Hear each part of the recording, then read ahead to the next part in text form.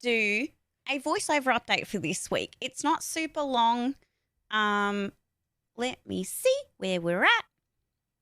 Because I've been doing, the irony is, I was originally, so this time last week, or a little bit before that, we got told that Melbourne, the city where I live, is going back into 6 weeks of lockdown, which made me kind of like inherently a little bit more anxious, a little bit more stressed.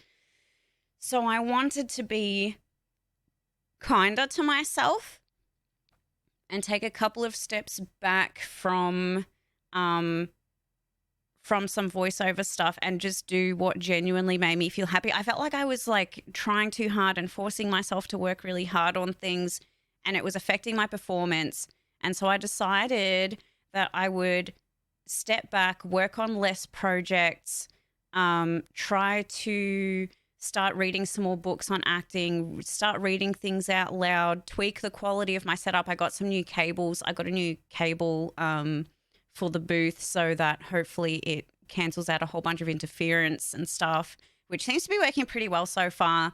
I had to catch up on, building some demos. I had this discussion before, and I had this discussion on Discord last night with someone actually. I finally went through and put together some samples for particular character archetypes, accents, whatever, that I tend to gravitate most towards, mostly because I needed some of those files to send to people. Because even I had this conversation before, but TLDR, usually a demo for voiceover, you're not supposed to have one of those unless it's a professionally crafted one. You have someone who professionally writes the script for you specifically for that demo. You perform it to the best of your ability. It's like professionally edited and treated and all that kind of stuff. And you usually only get to that point if you're working on like AAA games, if you're working with like Disney or Warner Brothers or something like that. But for some reason, it's incredibly common for people who even aren't paying for you to be a part of their project to request demos.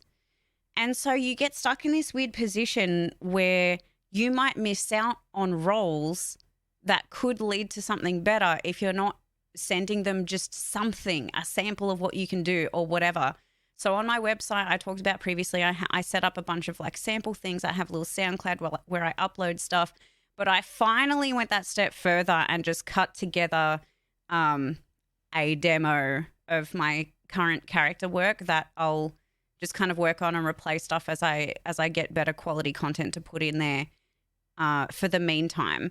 But I kind of just use it sparingly. It's just something that people can just hear a snapshot of, but I'm not necessarily going to go around sending that file to agencies or something and just being like, hey, can I get added to your roster? Thank you very much.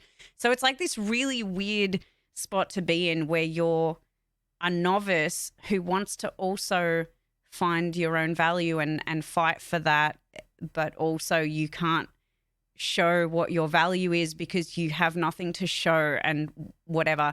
And it's like, dude, fuck it.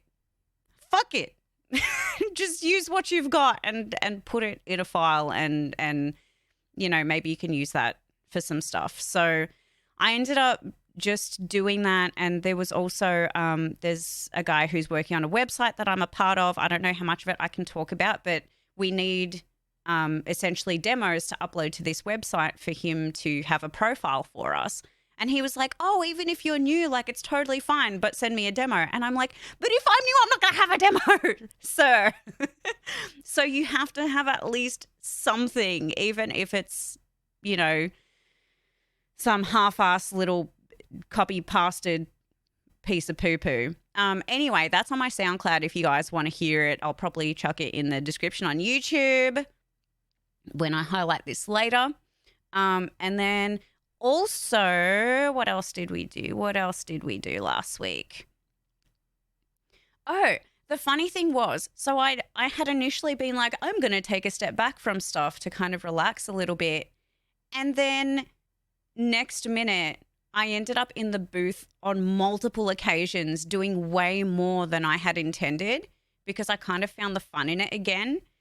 But also on the flip side, I did, even though I had fun, I still listened back to some of my auditions when I was going through and sending them, and realized that a lot of them didn't turn out as well as I'd hoped. And I think it was because I was just trying too hard. So I'm really with this concept of like shooting your shot, but then also being okay with throwing a bunch of them in the trash.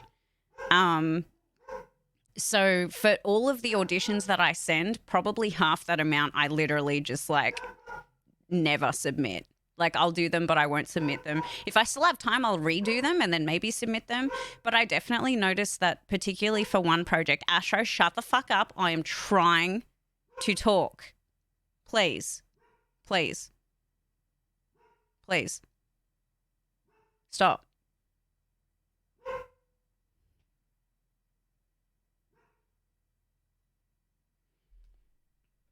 I don't know what he's barking at.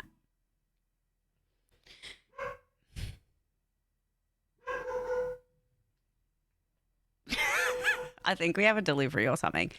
Anyway, so basically when I was listening back to, because I did auditions for I think like 4 different characters or something for excuse me, the same project. I did auditions for 4 different characters for the same project because I try to just do as many as I can. Like if I think I might be able to do it or have fun doing it, I just try it and see what happens. One of them was just fucking terrible, so I didn't even like bother finish recording it. 2 of them, one of them I had samples for, but they didn't have lines. This is what I'm talking about with the demo thing, right? So one of the characters, it was like, this is what the character looks like, but I don't have sample lines for them. So I don't have anything to record to actually audition for that. I need to send samples or a demo of something that relates to that character in order to be able to be considered for it.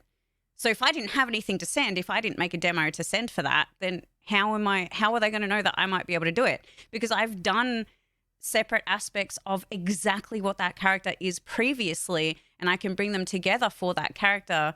But I'm not going to be able to audition for it unless I say, hey, here's some work I've done previously that is something like this character. Do you have any lines you can send me to actually send you a proper audition?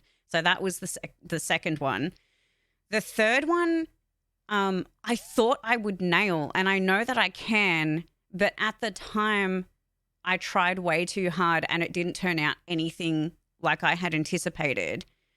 But then with the fourth one, somehow turned out the best out of all of them, and it was essentially a character that just babbles like a baby.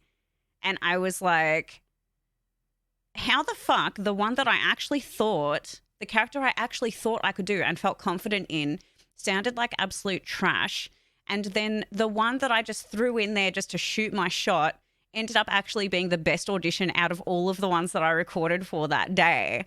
And I realized it was because I was just experimenting and just like having fun and not trying to like force something to come out kind of thing. So I think having those kinds of experiences are really important because it forces you in future, if you're struggling with something, to really pull back and just think about like, okay, I'm putting way too much effort into this. Like, how can I, instead of trying to force myself into that body, how can I embody that instead? It's really strange. It's a strange feeling, but yeah. So like, I feel good that I at least learned something in the process. You know what I mean? And in terms of throwing auditions away, like I always know that there will always be more. If you didn't make it that time, that's fine. You just do the next one, do the next one, like if you guys saw I have a VO project in Asana, and my awaiting response section is 73 items long. That is 73 projects that I'm still waiting for someone to either get back on me on an audition or some kind of application, or I've sent them the final audio and I'm waiting to hear back if it's okay. So, and then not all of those are the ones that I've considered. So some of them aren't even in there because I've either just like deleted them because it was already past the due date, it was already cast by the time I got around to it, that kind of thing. It's not the worst at all because the concept of not getting a response for something, especially when it's something as self-critical as an audition or a performance or like a job application or something. Like, I understand with a job application, it's a little bit more dicey in that way. But in terms of the whole shooting your shot thing, like, I'm the type of person who will go up to the basketball net or go up to the bowling alley lane and like yeet the ball and then just turn around and walk away. I don't even want to know where it landed. I gave it my best shot and I turn around and I walk away. Because if I hear the pins fall down behind me and all 10 of them went down and then I turn around and I'm like, oh, fuck, I got a strike. That's so much of a better feeling than like watching it fail over and over and over and over and over again. And then on the 500th time when you're already exhausted, you finally get a strike. Like, yeah, sometimes you'll like to know where you stand. But the thing is, Swaggy, not everyone is going to give you feedback. It's not their job to give you feedback so that you know what to fix. That's not their job. Their job is to tell you whether you're the right fit or not. So what does it matter if they tell you that you didn't get it? They're never going to, like, it's so rare that someone is going to tell you exactly why they didn't choose you. So having that expectation is just going to be a bad time. That's how I see it anyway. Like, I just keep moving and doing more and more and more and more. And I find that so much more motivating than like, I feel like it's so much more worth, like, I gain more momentum from moving forward and finding more things to do and to put myself into than I do from sitting around waiting, wondering why someone hasn't emailed me back. Like, that will get me like stuck in my head forever. There might be some particular projects that I'm like, they keep coming back into my mind a little bit and I wonder like, oh, what happened with that project? Oh, I wonder where it's at, or like, have they already cast for it or something like that? Because there are really, unfortunate circumstances where someone tweeted the other day that they were supposed to be cast for a role, never heard anything back, and then the game came out and they had recast her character as someone else and never told her. So, like, that fucker sucks. You would probably want to know if you were recast, if you already got the role, but it's also not their job to tell you that either. It's just more of a good faith thing, I suppose. So, but yeah, that's where we're at. And then also, I recorded for the next Supergirl episode, so I think that's in progress. Again, viewer discretion advised because there's some like a little bit of implied torture and stuff in there, I dare say, I think. So probably like viewer discretion advised on that one. And also, I finally posted the behind the scenes video for the Cold Open Stories, However Small, However Hidden, which is the Warhammer audio drama that I was performing additional voices for, which is basically like some of the background characters, monster sounds, stuff like that. So the behind the scenes video is up, so check that out if you want to see that as well, because that was super fun. And I've been looking forward to uploading that for so long, so I spent like 4 hours yesterday going through all the old videos and trying to like splice and match everything up. And so I really, really hope you guys like those videos because I love making them. I think they're really fun, but they do take a fuck ton of time. So, yay! Carrie doing monster sounds, I have to see that. Yes, it is worth. It is so worth, I promise. Anyway, that's this week's voiceover update.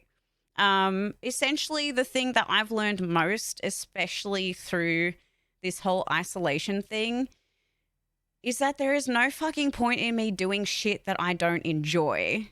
Like, even, like, I've been tweaking the stream to do more things that I actually enjoy, to talk about stuff that I love, to play games that I like, and kind of structure myself around that. And I feel so fucking good for it, you guys. I feel so good. I finally feel like I'm getting back my motivation and my passion and all of those things, and I really want to just swim in it. Anyway, that's this week's update. Yay! I don't know how long that went for. Hopefully it's not super long. But yeah, it feels good, man. Now let me go back through chat what I missed while I was rambling.